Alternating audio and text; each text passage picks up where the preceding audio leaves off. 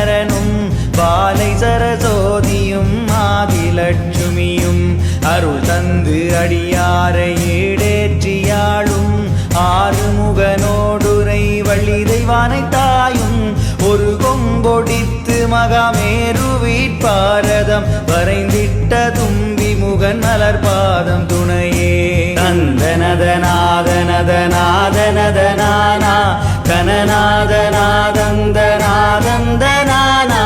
தந்தனதநாதனதநாதனதனானா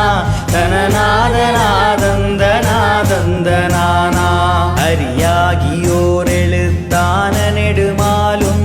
அழகு திருவிளையாடலது புரியவே எண்ணி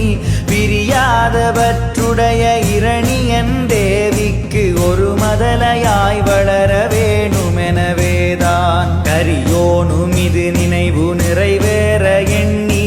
கையிலையிலே நேமிதனை ஐயமுற நோக்கி